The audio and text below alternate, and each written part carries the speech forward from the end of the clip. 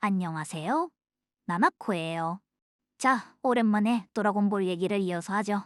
플레이리스트를 2개 하면서 그동안 쌓여 있었던 어두운 욕망을 다 해소했기 때문에 다시 드라곤볼을 열심히 마무리할 수 있을 것 같네요. 아, 그래서 드라곤볼 어디까지 얘기했었죠? 아, 손오공이 천하제일 무술대회 우승을 하고 5년 정도 평화로운 시간이 지났어요. 그러던 어느 날 갑자기 하늘에서 운석이 떨어져요. 근데 이게 운석이 아니라 동그랗게 생긴 우주선이었어요. 앞머리 까진 남자가 우주선에서 나오는데 옆에 운석 구경하러 온 농부를 막 무참하게 죽여버려요. 근데 뭐 사실 정당방위예요. 농부가 먼저 총을 쐈거든요. 사실 그냥 관광하러 온 외계인일 수도 있는데 총을 쏘면 어떡해. 여러분도 뭐 경험을 해보신 분들은 알겠지만 관광하러 갔다가 총 맞으면 기분이 서럽잖아요. 그죠? 그래서 이건 뭐 죽여도 무죄라는 점. 아무튼 이 탈모맨이 이상한 구글 글라스 같은 거 끼고 다니거든요. 이게 스카우터라고 하는 건데요. 이거를 끼면 싸움 좀 하는 사람을 찾을 수가 있어요. 네, 어떻게 설명해야 되지? 이게 사람이 싸움을 얼마나 잘하나 라는 걸 수치화한 전투력이라는 개념을 감지할 수가 있는 그 구글 글라스거든요. 그래가지고 저기 싸움 좀 하는 놈이 있네? 카카로트인가? 이러면서 슝 날아가요. 카카로트가 뭔지는 지금은 몰라도 돼요. 조금 이따가 나오거든요. 아무튼 거기에는 삐꼬로가 혼자 팔짱 끼고 똥폼 잡고 있었어요. 손오공이 이 자식 어떻게 해야 내가 이길 수 있을까 그런 생각을 하고 있었겠죠? 아니면 뭐 오늘 점심 뭐 먹지? 이러고 있었을 수도 있고. 아무튼 그러고 있다가 탈모맨이 오니까 개쫄아서 식은땀 뚝뚝 흘려요. 삐꼬로가 이때부터 스타일이 좀 구겨지기 시작했죠. 삐꼬로가 혼자 쫄아가지고 콩룡마파 빵 쏘는데 이럴 수가. 이 탈모맨이 기스도 안 났어요. 탈모맨이 야, 다 했냐? 이제 내 차례지? 이러면서 삐꼬로 한 대 쥐어박아 주려는 순간 또 구글 글라스에서 신호가 왔어요. 저쪽에 싸움 좀 하는 놈이 있다고. 그래서 삐꼬로를 무시하고 슝 가버려요. 되게 자존심이 상했겠죠, 삐꼬로가. 이번에 탈모맨이 날아간 곳은 어디였냐? 무천도사네 집이었어요. 거기서 마침 손오공, 브로마, 크리링, 무천도사 뭐 해가지고 동창회 비슷하게 하고 있었거든요. 손오공은 뭐 자기 아들도 데려왔어요. 저번에 지나가는 말로 했던 얘긴데 손오공이 아들 이름을 손오반이라고 지었어요. 얘가 손오공 아들 아니랄까봐 꼬리도 달려있고. 아무튼 5년 만에 다 모여가지고 회포를 풀려고 하는데 딱 탈모맨이 도착을 하죠. 탈모맨이 손오공을 보고 카카로트 너 여기서 뭐해? 이러면서 막 헛소리를 시작해요. 그래가지고 크리링이 이봐 술을 먹으려면 곱게 처먹어야지 이러면서 쫓아내려고 하거든요. 그러니까 탈모맨이 갑자기 허리띠를 풀어가지고 크리링을 한 대 개세게 폭 때려요. 손오공은 인성이 덜 돼가지고 친구 걱정은 안 하고 옆에서 크리티컬 떴다고 감탄이나 하고 지금 허리띠를 풀어서 때렸다고 했죠. 그게 사실 허리띠가 아니라 꼬리였어요. 이 탈모맨은 옛날 손오공처럼 꼬리가 달린 탈모맨이었어요. 이 탈모맨, 대체 뭐 하는 탈모맨이냐? 바로 손오공의 친형인 라데츠라는 탈모맨이었어요. 손오공이 원래는 까따로뜨라는 이름의 외계인이었던 거예요. 근데 어릴 때 어디 머리를 부딪혀가지고 기억을 잃어버린 거였죠. 라데츠랑 손오공의 출신을 간단히 설명하자면요. 베지터라는 별에서 살던 사이유인이라는 종족이었어요. 베지터 같은 경우에는 나중에 나올 얘기지만 멸망한 지 좀 오래돼가지고 사이어인 자체가 희귀한 종족이고요. 이 사이어인들이 사업을 해요, 사업을. 살기 좋은 별을 찾아내서 거기에 살던 원주민들을 몰살한 다음 팔아먹는 그런 사업.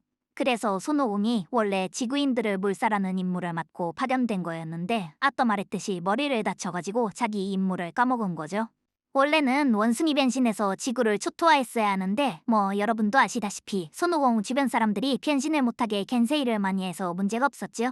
근데 뭐 사실 말이 안 돼요. 타오파이파이, 천진반 이런 애들한테 갈 것도 없이 어린 시절 손오공은 원숭이 변신을 했다고 쳐도 무천도사를 못 이기는데 근데 아무튼 그랬대요. 납득은 안 가지만 라드츠가 이제 야 동생아 이렇게 그지같이 궁성맞게 살지 말고 나랑 같이 사업이나 하자 이러니까 손오공이 난 싫다. 난 사이어인이 아니라 지구인 손오공이다. 예가를 하죠. 그럴만해요 근데. 따지고 보면 손오공을 뭐 갓난아기 때 유기해서 천혜구어로 만들어 놓고 이제 와서 동생이니 뭐니 하는 거잖아요. 손오공 입장에서도 삔또가 상하겠죠 당연히. 그래서 좋은 말로 안 되니깐 라데츠가 어떻게 하냐. 손오공을 한 대 퍽 때린 다음 자기 조카 손오반을 납치해가요. 아들을 되찾고 싶으면 내일까지 지구인 한 100명, 200명 죽여가지고 무천도사네 집 앞에 쌓아놓으라고. 손오공이 안 죽여도 어차피 지구인은 멸종시키고 지구는 다른 외계인한테 팔 거다 이러면서 무천도사만 날벼락 맞았죠. 무천도사네 집값 왕창 떨어지겠네. 아무튼 그래가지고 라데츠가 손오반을 납치해서 슝 날아가요. 자기 우주선 주차해놓은 대로. 손오공네는 이제 뭐 난리가 났죠. 드래곤볼 모아서 어떻게 해달라고 해볼까 하기에는 시간이 없고 하루 만에 드래곤볼을 다 모으는 건 아무래도 무리니깐 손오공은 쫓아가야겠다 하는데 크리링이 뜯어말리죠. 혼자 가서 이길 수 있을 것 같아 이러면서. 그러니까 손오공이 야 그럼 너도 같이 가면 되잖아. 무천도사님도 같이 가시죠 이럴 거 아니에요. 근데 드래곤볼은 같은 소원은 두 번 들어주지 않는다는 그런 설정이 있어요. 이게 원래부터 있었던 설정은 아니고 이때 갑자기 생겨난 설정이에요. 같은 소원은 두 번 들어주지 않는다는 게 무슨 소리냐? 크리딩이랑 무천도사는 저번에 삐꼬르 대마왕 때문에 한 번씩 죽었으니까 또 죽으면 드래곤볼로 부활을 못해요.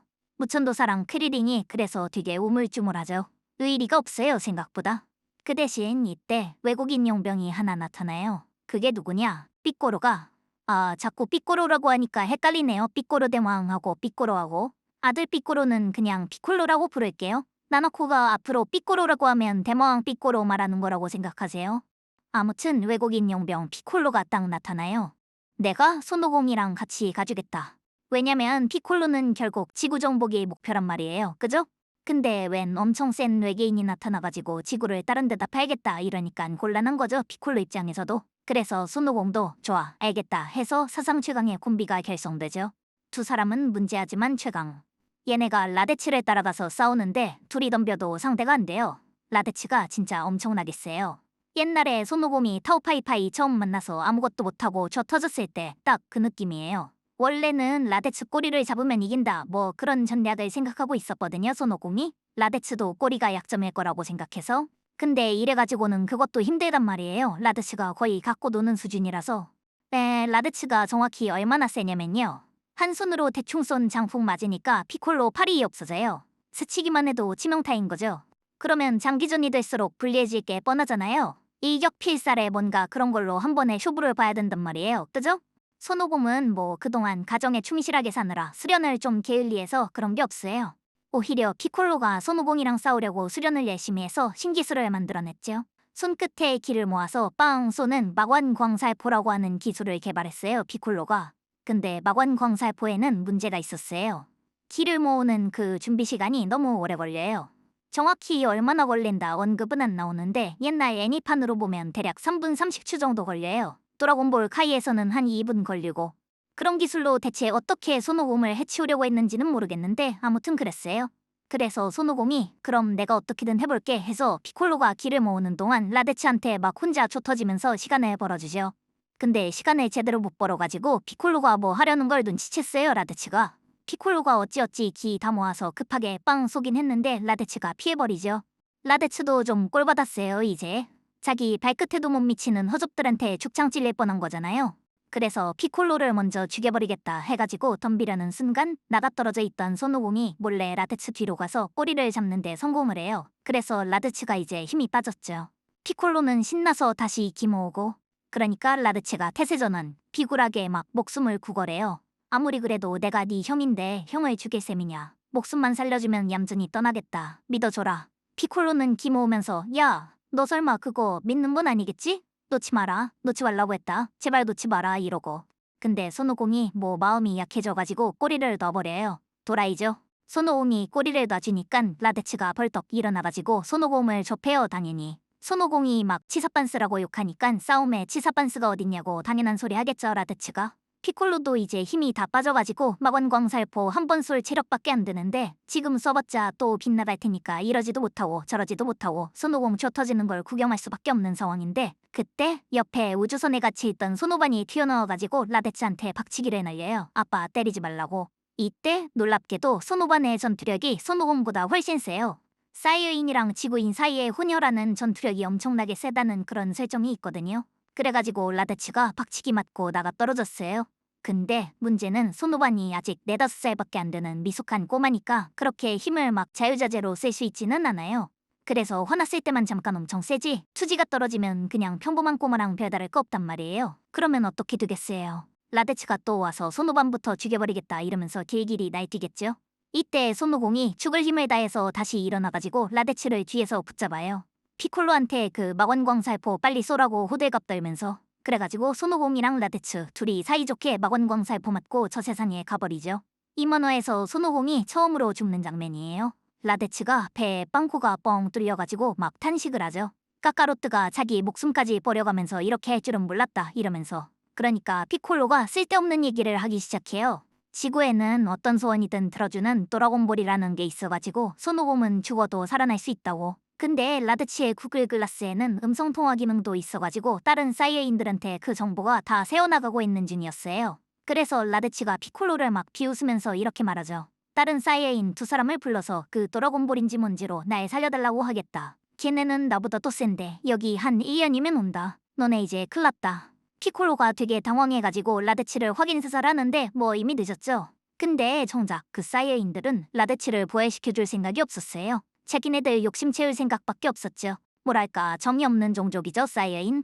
그래서 그 사이어인들이 싱글벙글 해가지고 우주선 타고 지구로 날아오기 시작해요. 걔네들이 날아오는 1년 동안 어떻게든 대책을 세워야 하는 그런 상황이 된 거죠. 근데 아직 1년이나 남았으니까 그 얘긴 지금은 됐고 아무튼 손오공이 죽었어요. 크리링하고 부르마한테 도라곤볼 모아서 살려달라 하고 피콜로는 자기가 손오공 아들을 수련시키겠다 해가지고 손오반을 데리고 가요. 싸울 수 있는 사람이 하나라도 더 필요하다고. 찌찌가 이때 우울증에 걸렸죠. 남편은 죽고 아들은 엄청난 악당한테 납치를 당했으니까. 찌찌가 결혼하고 나서 딱 이날까지는 행복했을 텐데 여기서부터 인생이 꼬이기 시작하죠. 뭐 아무튼 여기까지가 라데치 편. 사실 원래는 라데치 편이랑 1년 뒤에 오는 사이어인들하고 싸우는 내용까지가 사이어인 편이라고 해서 하나의 에피소드인데 주말에 갑자기 이것저것 일이 생겨가지고 오늘 전부 얘기하는 건 안 되고요. 대신 화요일이나 수요일쯤에 사이어인 편을 마저 마무리할게요. 아무튼 나나코는 바쁘니까 가봐야 해요. 바이바이.